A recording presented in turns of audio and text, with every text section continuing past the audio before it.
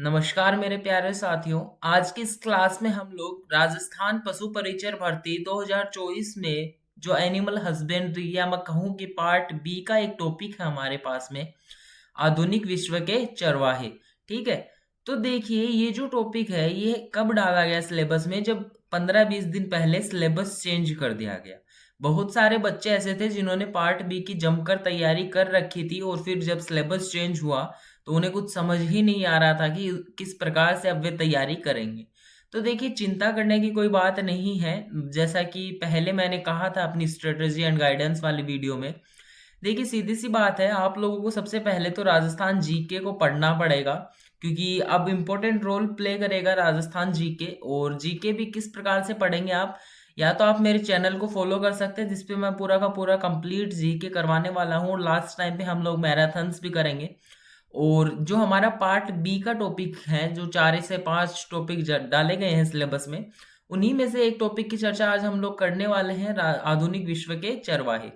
देखिए, सबसे पहले हम लोग माइंड मैपिंग कर लेते हैं कि किस प्रकार से हम लोग इस वाले टॉपिक को कंप्लीट करेंगे। देखिए, आधुनिक विश्व की बात करें तो सबसे पहले तो चलिए विश्व के ही चरवाहे हमें पढ़ने पड़ते हैं। ठीक है, विश्व चरवाहे। अब विश्व में हमारा भारत आता है तो फिर भारत के चरवाहे। ठीक है। और फिर हमारा राजस्थान आता है तो हमें राजस्थान के चरवाहे अलग से पढ़ने पड़ेंगे। ठीक है। अब देखिए, आज की इस क्लास में हम लोग शुरुआत कहाँ से करेंगे? आज की इस क्लास में हम लोग भारत के जो चरवाहे हैं उनसे शुरुआत करेंगे, क्योंकि जो प्रश्न बनने की संभावना होगी वो सबसे पहले राजस्थान के चरवाहे से होगी, दूसरे भारत के, और फिर तीसरा जो प्रश्न बनेंगे वो अफ्रीका के चरवाहे हैं विश्व में, उनसे बनेंगे।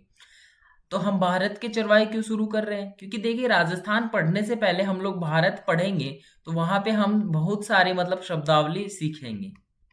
शब्दावली, चरवाहों का अर्थ सीखेंगे। चरवाहों का अर्थ सीखेंगे। तो इस प्रकार से हम लोग एकदम इजी तरीके से फिर राजस्थान के चरवाहे हैं वो कंप्लीट कर पाएंगे। तो उससे आप लोगों को भी कोई मतलब इश्यू नहीं होगा और हम लोग भी आराम से कर सकेंगे।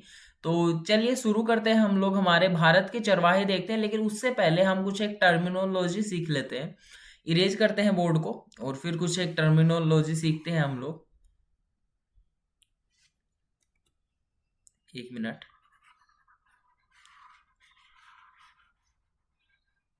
जी।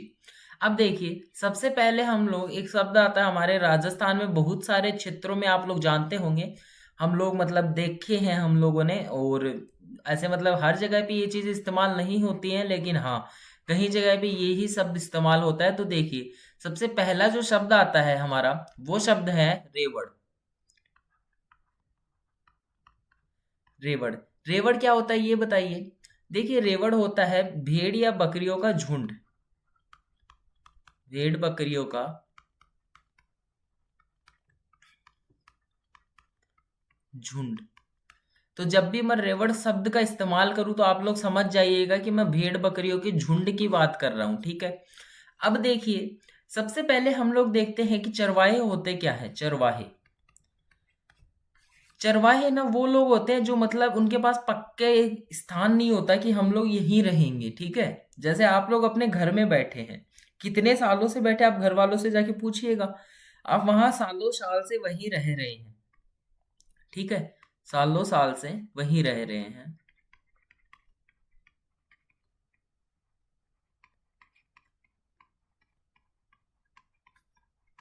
लेकिन जो चरवाहे लोग होते हैं वो अपना स्थान साल में 2 से 3 बार परिवर्तित करते हैं, मतलब चेंज करते रहते हैं। क्यों? क्योंकि ना इनके पास में होते हैं रेवड़। अब रेवड़ केवल भेड़ बकरियों की नहीं, इनके पास गाय या भैंसों के झुंड भी होते हैं। ठीक है, गाय भैंस, इन्हीं पे इनका जीवन चलता है, मतलब यही इनकी आजीविका का साधन है।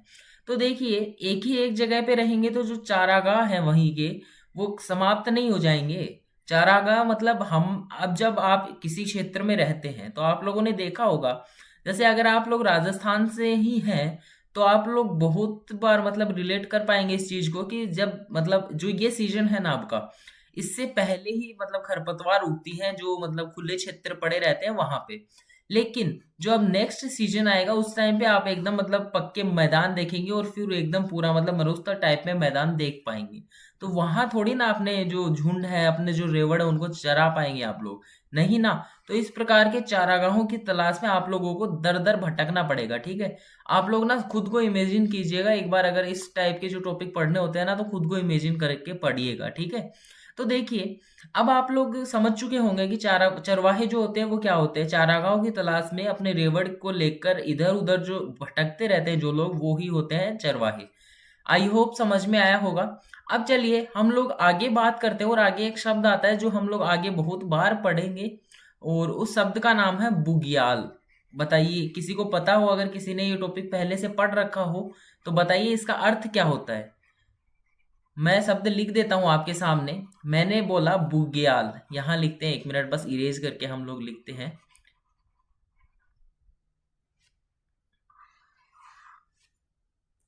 जी, अब देखिए, बुग्याल होते क्या है एक्चुअल में, मैं पहले शब्द लिख देता हूं ताकि आप लोग आराम से समझ पाए अगर किसी को पता हो तो। जी, ये शब्द है। अब आप लोग बताइए अगर किसी को पता हो तो ये क्या होता है। देखिए, बुग्याल जो शब्द है, बुग्याल एक प्रकार से चारागाह ही होते हैं। पहली बात तो चारागाह ही होते हैं, ठीक है। अब दूसरी चीज, तो चारागाह और बुग्याल में फर्क क्या है, ये होते चारागाह ही है, लेकिन इनकी जो ऊंचाई होती है ना, ये 12,000 फीट तक ऊंचे होते हैं। मतलब 12,000 फीट की ऊंचाई पर स्थित चारागाह होते हैं। अब आप लोगों ने ज्योग्राफी में पढ़ा होगा कि जैसे जैसे हम लोग ऊपर की ओर बढ़ते हैं तो हर 6.5, या फिर मैं कहूँ 1 मिनट, हम, या फिर 165 जो मीटर की ऊंचाई पे जब आप जाएंगे तो 1 डिग्री सेल्सियस तापमान कम होता है, ठीक है। आपने ये पढ़ा है। अब देखिए, इसको दूसरे शब्दों में लिखे तो 1 किलोमीटर ऊंचाई पर जाने पर 6.5 डिग्री सेल्सियस तापमान कम हो जाता है, ठीक है। अब देखिए, मेरा ये कहना है कि अब जब आप इतनी ऊंचाई पे जाएंगे 12,000, ठीक है, 12,000 फीट की ऊंचाई है, मैंने किलोमीटर बोल दिया होगा, सॉरी, लेकिन फीट है, ठीक है। 12,000 फीट की ऊंचाई पे जब आप जाएंगे तो वहां पे सर्दियां बढ़ेंगी। अब जैसे जैसे सर्दियां बढ़ेंगी तो आप पहाड़ी क्षेत्रों में देखते हैं कि वहां पे बर्फ पड़ने लगती है, पहाड़ी क्षेत्रों में बर्फ जमने लगती है, बर्फ में घास उगती नहीं है। तो यहाँ पे क्या सर्दियों में अपने जो रेवड़ है उसको चराना संभव होगा? सर्दियों में क्या अपने रेवड़ को चराना संभव हो पाएगा? नहीं होगा। तो गर्मियों में वापस इन्हें मजबूरन नीचे आना पड़ेगा, जो चरवाहे लोग हैं, ठीक है। वापस मानसून के जो क्षेत्र में नीचे आना पड़ेगा, और जैसे जैसे फिर वापस से गर्मियां आएंगी, ठीक है, सर्दियों में इन्हें नीचे आना पड़ेगा, और जैसे जैसे गर्मियां आएंगी तो ये लोग वापस अपने क्षेत्र में जा पाएंगे। रिलेट कर पा रहे हैं आप? क्योंकि देखिए, जैसे सर्दियों में ऊपर अगर बर्फ है तो सर्दियों में ये नीचे आ जाएंगे, वहीं पे चारागाह ढूंढेंगे कोई। फिर जैसे ही गर्मियां पड़ेंगी, बर्फ पिघलेगी, बर्फ पिघलेगी तो ये लोग वापस ऊपर चले जाएंगे। तो इस प्रकार से रोटेशन बनेगा। अब हमें पढ़ना यही है, क्योंकि भारत में कुछ एक मतलब आपको 10 से के समथिंग पढ़ने हैं, जिनमें से 4 कुछ इंपॉर्टेंट है। तो आप लोगों को उनका ये सर्कल ही पढ़ना है कि वो लोग गर्मियों में कहाँ जाते हैं, मानसून में कहाँ जाते हैं, और सर्दियों में कहाँ रहते हैं, बस उनका नाम पढ़ना है, और वो किस राज्य से बिलोंग करते हैं वो पढ़ना है बस। उसके बाद में आपका जो ये टॉपिक है ये कंप्लीट हो जाएगा। अब देखिए, मेरा ये कहना है कि सबसे पहले हम लोग शुरुआत भारत से क्यों कर रहे हैं, क्योंकि जब मैंने ये टर्मिनोलॉजी आपको बता दी तो आप भारत में इजीली रिलेट कर पाएंगे। अगर हम लोग सबसे पहले ही राजस्थान शुरू करते तो आप नहीं समझ पाते, ठीक है। इसीलिए हम लोग सबसे पहले भारत शुरू कर रहे हैं, और उसमें भी 1 मिनट इरेज कर देते हैं। जी, अब देखिए, सबसे पहले हम लोग पढ़ेंगे कौन सा समुदाय। सबसे पहले एक समुदाय आता है गुज्जर बकरवाल।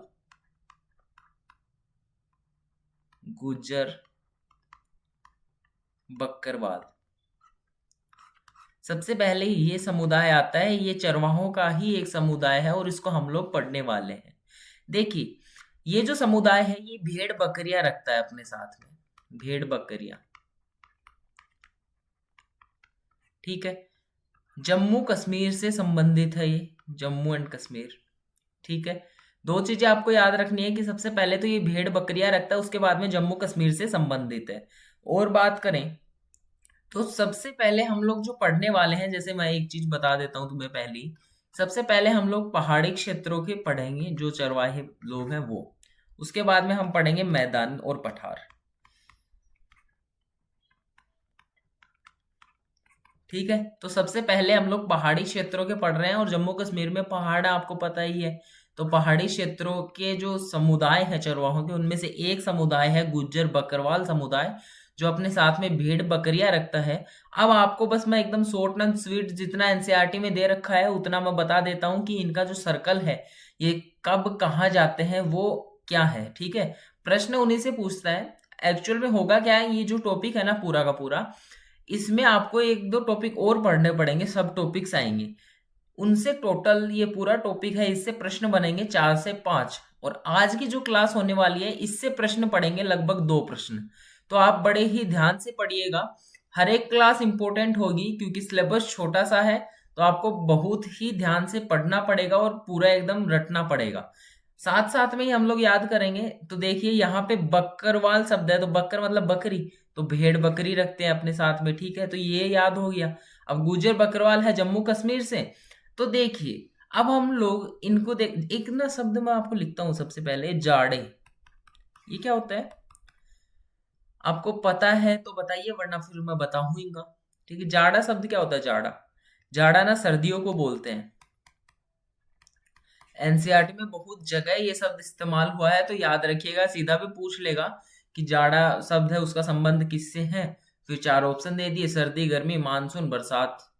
तो उस टाइप से भी प्रश्न बन सकते हैं। तो हमें हर तरीके से रेडी रहना है कि प्रश्न किस प्रकार से हम लोग सही कर पाए। ठीक है, अब देखिए, ये लोग जो हैं, ये जाड़े में कहाँ आते हैं, जाड़े में ऊंचाई पे तो रह नहीं सकते।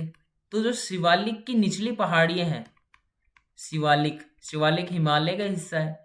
शिवालिक की निचली पहाड़ियां, उनमें ये लोग अपना डेरा डाल देते हैं। ठीक है, जाड़े में शिवालिक की निचली पहाड़ियों में ये लोग अपना डेरा डाल देते हैं। और इनका भोजन क्या होता है, देखिए, इनका इनका भोजन नहीं, मतलब इनके जो पशु होते हैं, इनके साथ में जो भेड़ बकरियां होती हैं, उनका भोजन क्या होता है। तो ये जो पशु हैं, ये चरते हैं सूखी घास।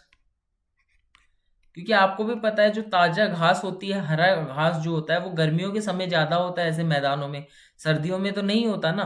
तो इनका जो भोजन होता है, वो होती है सूखी घास और जड़ी बूटियां।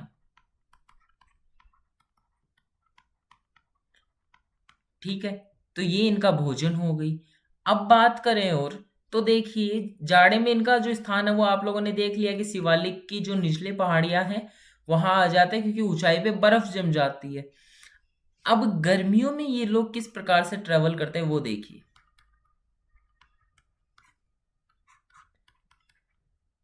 दरअसल होता क्या है कि सर्दियां कब शुरू होती है, सितंबर के अंत में। अक्टूबर से सर्दियां शुरू हो जाती है, सितंबर के अंत में, या अक्टूबर। ठीक है, तो इस टाइम पे तो ये सीन होता है। अब जैसे ही अप्रैल आती है, या मैं कहूं अप्रैल के अंत में, या मई की शुरुआत में, ठीक है, अप्रैल के अंत में या मई में, ये लोग क्या करते हैं, पीर पंजाल के दर्रों को पार करके कश्मीर की घाटी में पहुंच जाते हैं। कहाँ पहुंचते हैं, पीर पंजाल के दर्रे पार करके, पीर पंजाल के दर्रे पार करके कश्मीर की घाटी में पहुंच जाते हैं। अब वहां क्या होता है, वहां जो गर्मियां जैसे ही आती है, तो वो जो बर्फ जमी रहती है, वो पिघल जाती है। और वो जो क्षेत्र है, वो विशाल चारागाहों में बदल जाता है। और इनके जो पशु होते हैं, इनके जो मवेशी होते हैं, उनके लिए एक अच्छा स्थान होता है चरने का, और इनके लिए रहने का भी। तो इस प्रकार से ये लोग ट्रेवल करते हैं, जैसा मैंने आपको बताया। अब देखिए, और बात करें तो एक बार फटाफट से रिवीजन कर लेते हैं। सबसे पहले मैंने आपको बताया गुज्जर बकरवाल समुदाय है। गुज्जर बकरवाल समुदाय है, जम्मू एंड कश्मीर का समुदाय है, और अपने साथ में भेड़ बकरियां रखता है, भेड़ बकरियां रखता है। ठीक है, सितंबर के अंत तक या अक्टूबर की शुरुआत तक ये लोग क्या करते हैं, शिवालिक की निचली पहाड़ियों में आ जाते हैं। शिवालिक की निचली पहाड़ियों में आ जाते हैं। वहां इनके पशुओं के लिए भोजन होता है सूखी घास व जड़ी बूटियां। ठीक है। उसके बाद में जैसे ही अप्रैल का अंत आता है, अप्रैल के अंत तक, या मैं कहूं मई में, इन लोगों का जो होता है ये पीर पंजाल के दर्रों को पार करते हैं।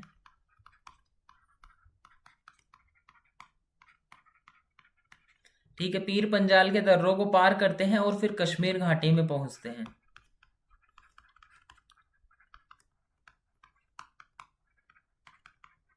ठीक है, कश्मीर की घाटी में पहुंच गए।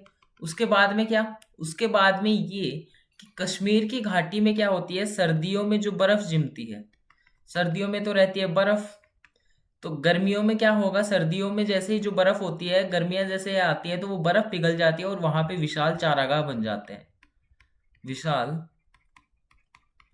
चारागाह बन जाते हैं।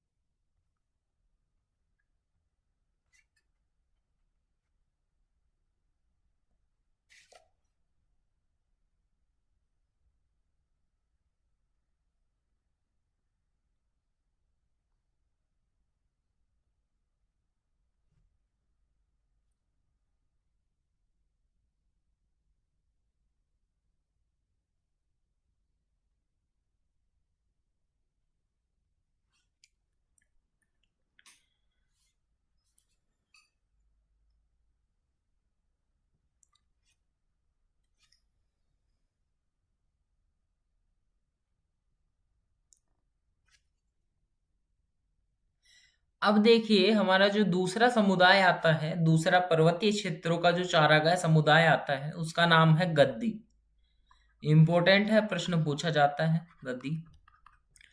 ये ना हिमाचल प्रदेश का समुदाय है, हिमाचल प्रदेश का समुदाय है।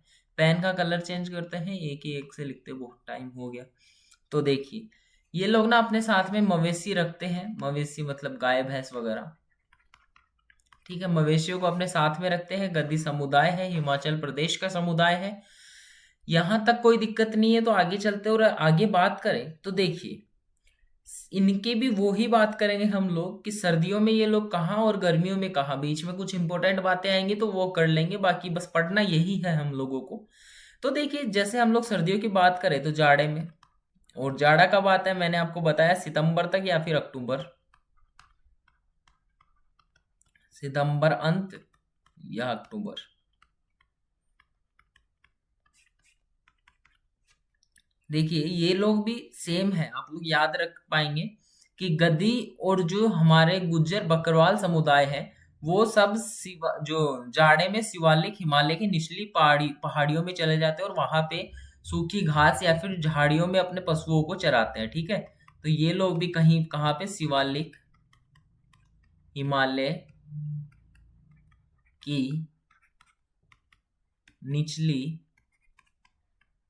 पहाड़ी, ठीक है, शिवालिक हिमालय की निचली पहाड़ियों में चले जाते हैं कौन, गद्दी लोग। ठीक है, हिमाचल प्रदेश का ये समुदाय है और मवेशी अपने साथ रखता है। जाड़े में मैंने आपको बता दिया वहां पे ये लोग क्या, सूखी घास सॉरी सूखी घास या फिर मैं बोलूँ कोई झाड़ियां जो बच गई, या मैं बोलूँ कोई जड़ी बूटी, ये सब चीजें खाकर इनके जो पशु है वो अपना जिंदगी बिताते हैं। मतलब ये जो इनके भोजन होता है वो यही होता है। ठीक है, तो जाड़े का भोजन हम लोगों ने देखा। और जाड़े के समय क्या होता है, सितंबर में जैसे ये लोग जाते हैं तो ये लोग, इंपॉर्टेंट है याद रखिएगा थोड़ा सा।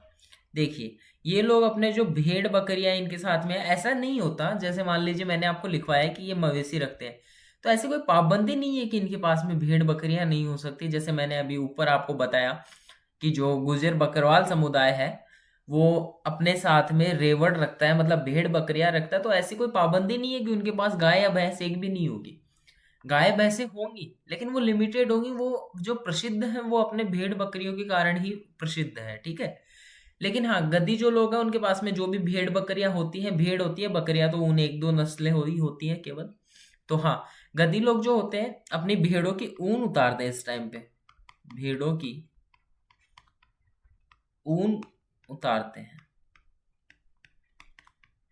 ठीक है, याद रखिएगा ये चीजें भी। अब देखिए, अब हम बात करते हैं कि गर्मियां जैसे ही आती है, गर्मियां जैसे ही आती है तो इनका जो निवास स्थान है वो किस प्रकार से परिवर्तित होता है। गर्मियां कब आती है, मैंने आपको बताया अप्रैल आते आते, अप्रैल आते आते ये लोग क्या करते हैं, ये लोग उत्तर की तरफ चलते हैं शिवालिक हिमालय से, और पूरी की पूरी जो गर्मियां हैं वो लाहौल और स्पीति में बिता देते हैं। कहाँ पे, लाहौल और स्पीति, ठीक है, जगह का नाम है, दोनों याद रखिएगा, लाहौल और स्पीति में बिता देते हैं।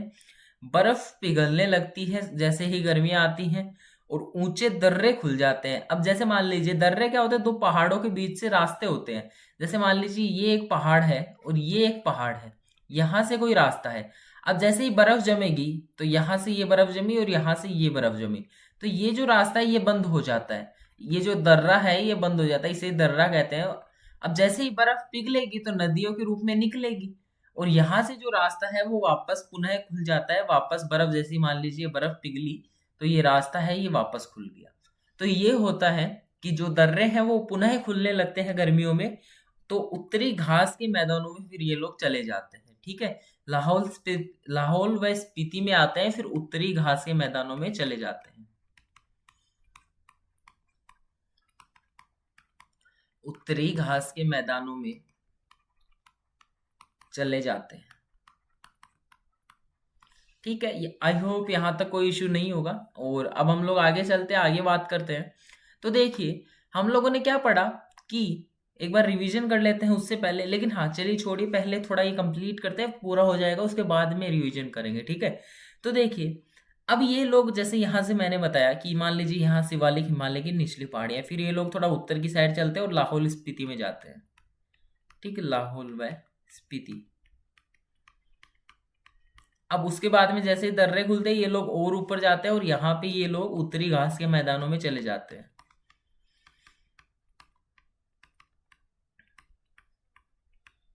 ठीक है। अब जब वापस सर्दियां पड़ने को लगेंगी तो ये लोग वापस जाएंगे, और वापस कहाँ से होकर गुजरेंगे, ये लोग लाहौल स्पीति से होकर गुजरेंगे, और फिर वापस ही शिवालिक हिमालय की निचली पहाड़ियों में चले जाएंगे, ठीक है। मैं लिख देता हूँ शिवालिक हिमालय, शिवालिक हिमालय की निचली पहाड़ियां,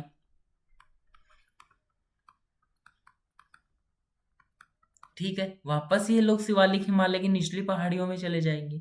तो देखिए, जब ये लोग उत्तरी घास के मैदानों से वापस लौटते हैं लाहौल स्पीति में, तो यहाँ के जो गांव हैं उनमें रुकते हैं, और गर्मियों की फसल जो होती है उसको तो काटते हैं, ठीक है, गर्मियों की फसल काटते हैं, और सर्दी की जो फसल होती है उसकी बुवाई करके वापस आगे की ओर बढ़ जाते हैं। तो यहाँ पे जब ये लोग जाते हैं तो गर्मी की फसल बोकर चले जाते हैं, और आते टाइम काटते हैं उसको, और सर्दियों की जो फसल है उसकी बुआई कर कर वापस शिवालिक हिमालय में लौट जाते हैं, ठीक है। यहाँ तक कोई इश्यू नहीं है तो बताइए कमेंट में फटाफट से, अगर यहाँ तक कोई इश्यू है तो कमेंट में बताइए, वहीं पे आपका सॉल्यूशन करेंगे।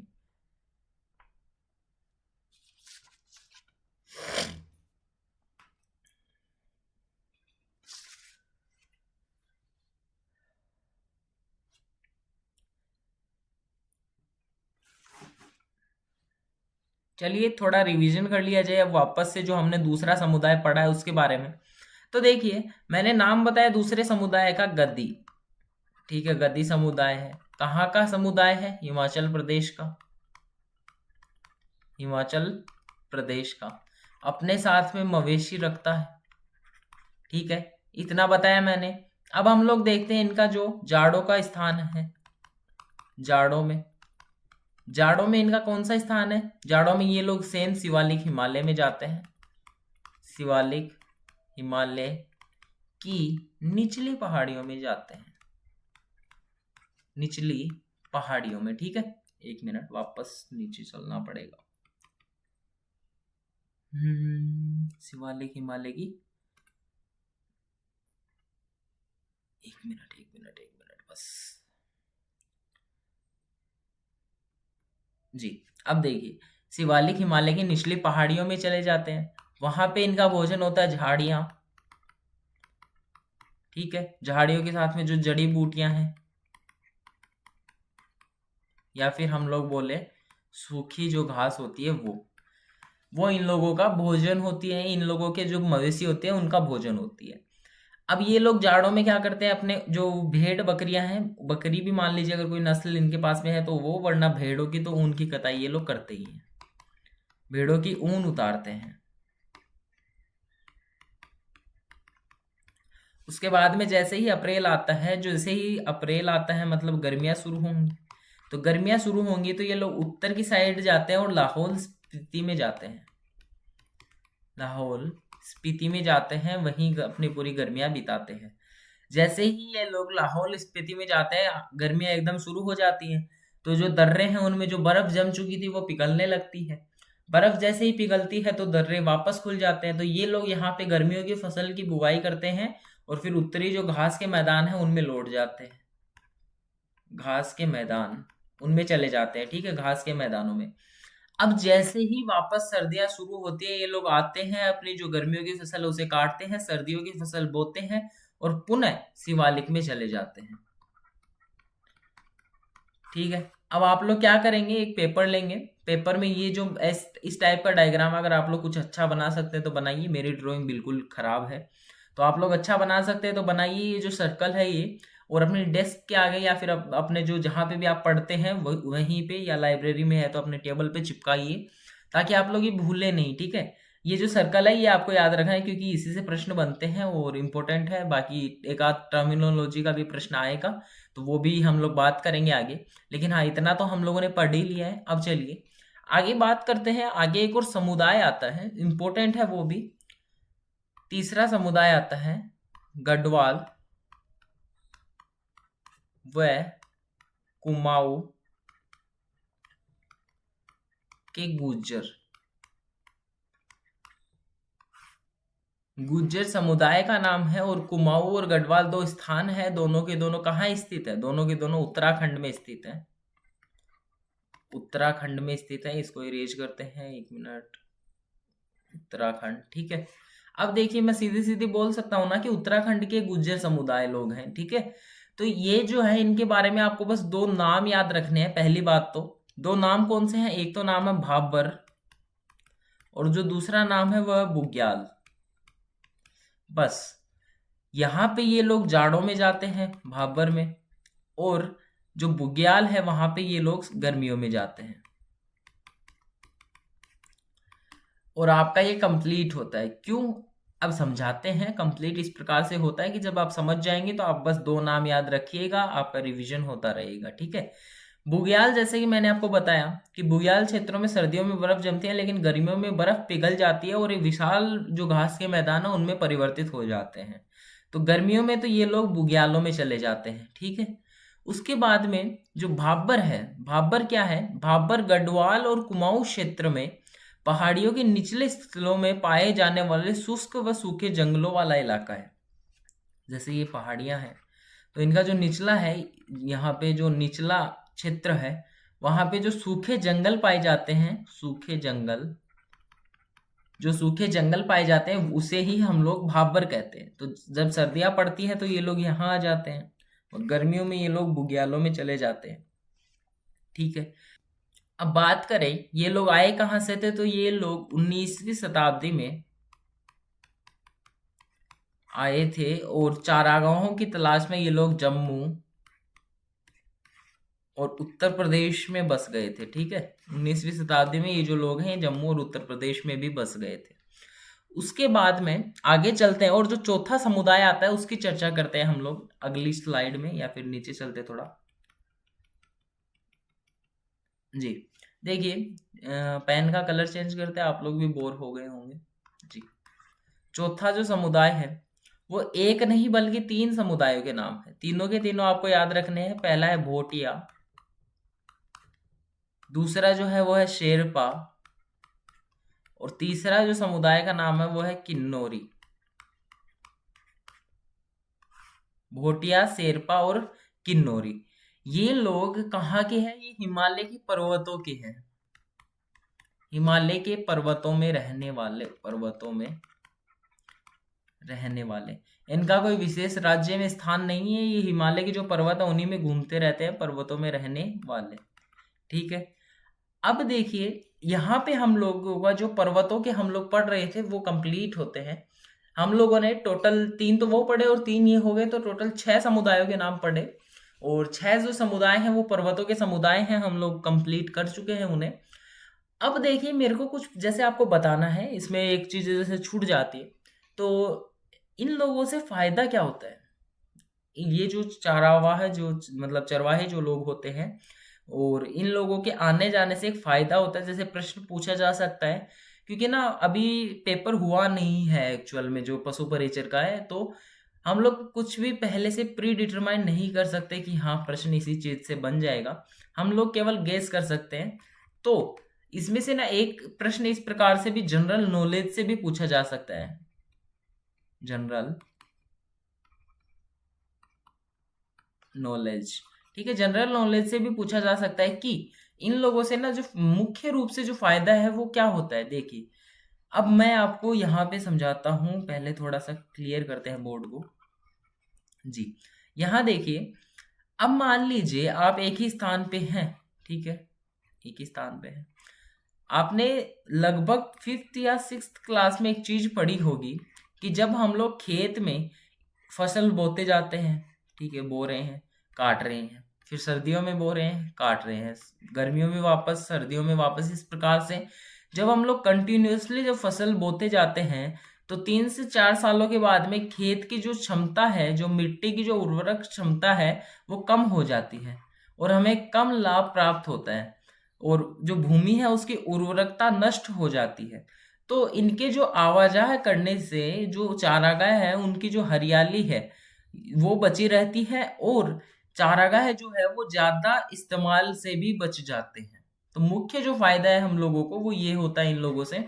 और केवल इनका जो आजीविका का साधन है यही नहीं है, ये लोग जो दुग्ध दुग्ध उत्पाद हैं वो भी इनकी जो स्त्रियां होती हैं वो बेचती है। ये लोग तो चार जो अपने रेवड़ हैं या जो अपने पशु हैं उनको चराने के लिए चले जाते हैं, लेकिन इनकी जो स्त्रियां हैं वो दुग्ध उत्पाद भी बेचती हैं। कई लोग कंबल बना के बेचते हैं या अन्य जो उत्पाद है वो भी बेचते हैं। लेकिन हाँ, मुख्य रूप से इनकी जो आजीविका है वो पशुओं के चारों ओर ही घूमती रहती है। तो हाँ, इनकी जो आजीविका का हम लोग कहेंगे मुख्य जो साधन है वो पशु ही है, और इनके जो मतलब जानवर है वो ही है, और उन्हीं के लिए ये लोग भटकते रहते हैं। ठीक है।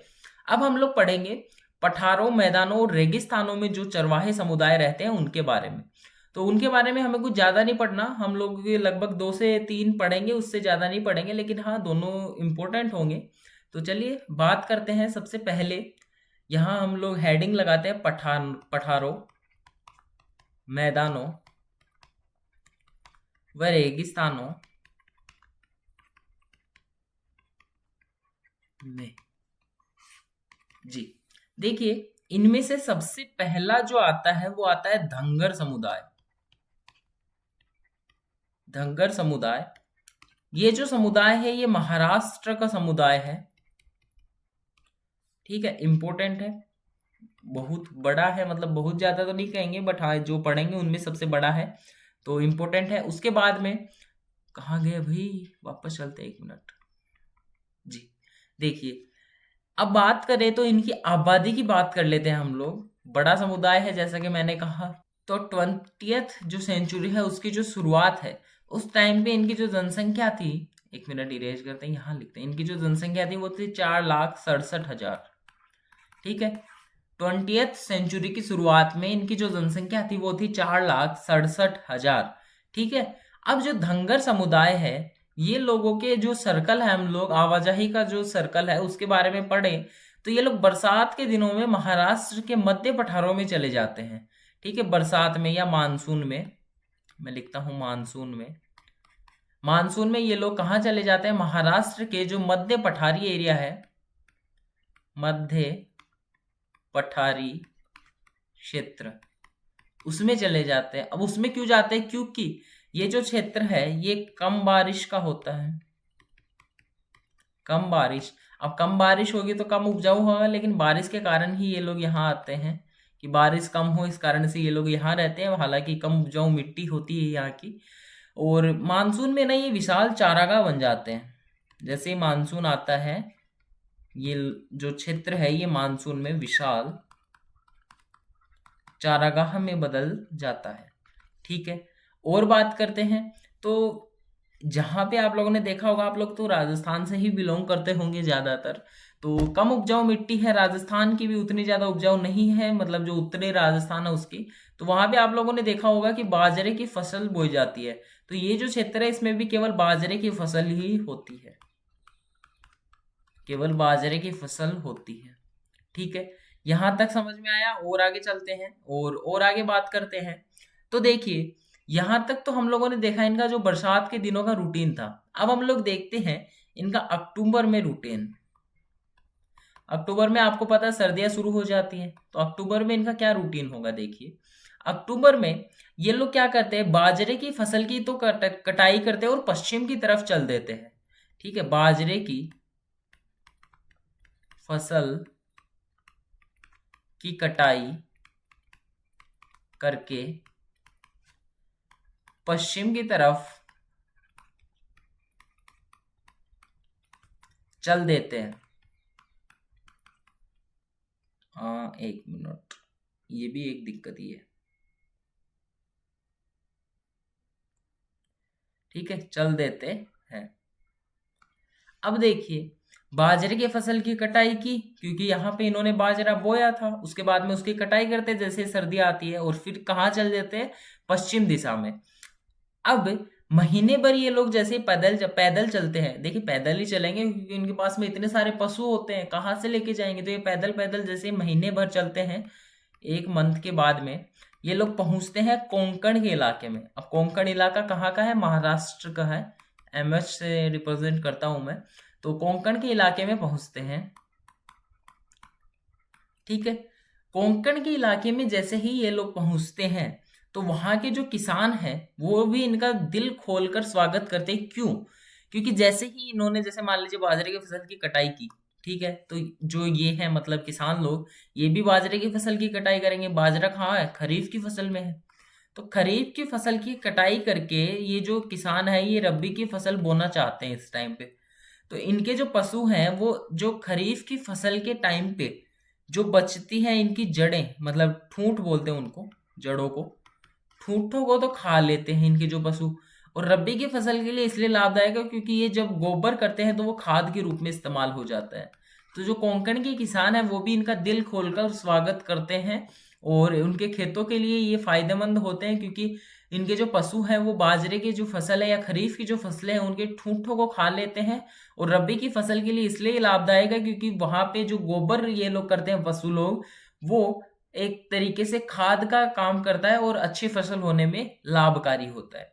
ठीक है, जैसे ही मानसून की वर्षा शुरू होती है ये लोग वापस पठारों में लौट जाते हैं। क्यों जाते हैं? अब देखिए, अभी तक तो सर्दी गर्मी का तो सिस्टम समझ में आ रहा था कि मतलब बर्फ जम जाती है, वहां पे जो फसल है वो, मतलब फसल नहीं बोलेंगे, जो घास है वो खत्म हो जाती है। लेकिन मानसून में क्यों जाते हैं? देखिए, मानसून में जो मैदान होते हैं वो दलदली हो जाते हैं। क्यों हो जाती है? क्योंकि जैसे ही मानसून आता है तो जहां मैदान है, मैदान, वहां की जो मिट्टी है वो दलदली हो जाती है। मिट्टी जो है वो दलदली हो जाती है। अब ये जो दलदली मिट्टी है ये केवल भैंस जो होती है उन्हीं के लिए सूटेबल होती है, लेकिन जो बाकी के पशु है, भेड़ तो इसमें बिल्कुल भी सरवाइव नहीं कर सकती। ठीक है, तो इस कारण से ये लोगों को वापस से शिफ्ट होना पड़ता है। कहाँ पे? पहाड़ी एरिया में। पहाड़ी नहीं बोलूंगा, पठारी एरिया में, जो महाराष्ट्र के पठार मैंने ऊपर बताए थे। एक मिनट, ये देखिए, जैसे मैंने महाराष्ट्र के जो मध्य पठारी क्षेत्र बताए थे उनमें ये लोग वापस चले जाते हैं। तो इनका सर्कल क्या होता है? पहली बात तो मध्य पठार और फिर कोंकण, तो इनका सर्कल ये होता है। ठीक है, तो इनका सर्कल आप लोग इस प्रकार से अपने डेस्क पे चिपकाएंगे ताकि आप लोग याद रख पाए। आगे चलते हैं और बात करें तो और आते हैं कर्नाटक और आंध्र प्रदेश के समुदाय। ठीक है, नीचे चलते हैं हम लोग वापस और कर्नाटक व आंध्र प्रदेश के समुदायों के बारे में पढ़ते हैं।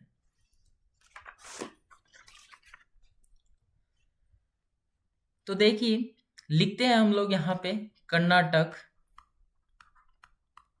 व आंध्र प्रदेश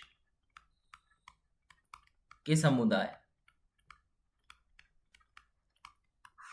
कौन कौन से हैं। एक का नाम तो है गोल्ला, ठीक है, और एक समुदाय का नाम है कुरुमा व कुरुबा। ठीक है, जो गोल्ला समुदाय है वो क्या करते हैं, वो पालते हैं गाय और भैंस, जबकि कुरुमा व कुरुबा जो है वो पालते हैं भेड़ बकरियां। ठीक है, अब इनका जो सर्कल है वो किस प्रकार से होता है, ये लोग ये जो है ना, ये मतलब ट्रेवल इस प्रकार से नहीं करते, ना ही मानसून में करते हैं, ना ही ये मतलब सर्दी गर्मियों के हिसाब से करते हैं। ये लोग करते हैं सूखे और गर्म जो महीने आते हैं, जैसे ही सूखे महीने स्टार्ट होते हैं ये लोग तटीय इलाकों में चले जाते हैं,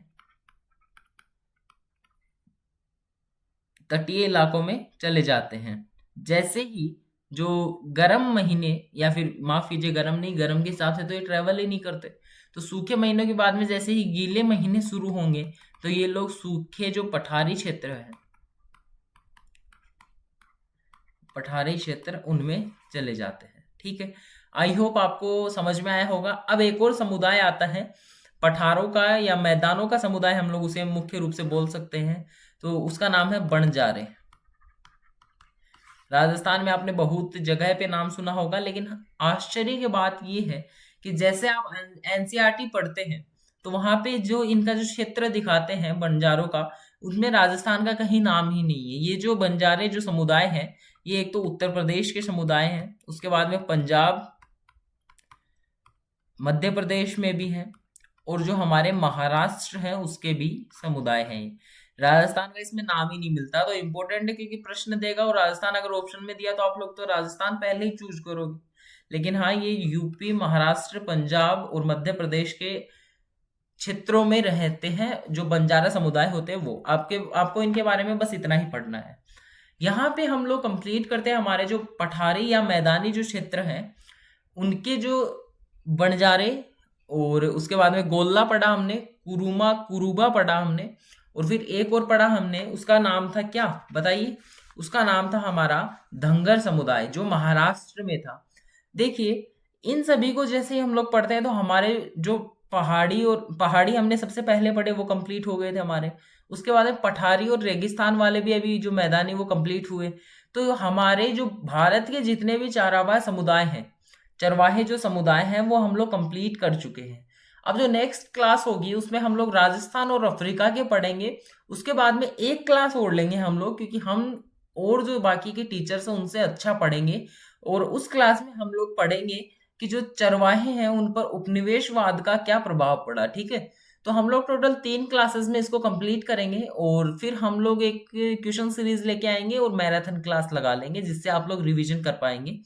तो मैराथन क्लास आप लोग मुझे कमेंट में बताइए कि जैसे टॉपिक कंप्लीट होता है उसके बाद में शुरू करें या फिर जैसे एग्जाम नजदीक आता है उस टाइम पे करें, वो मुझे कमेंट में बता दीजिएगा।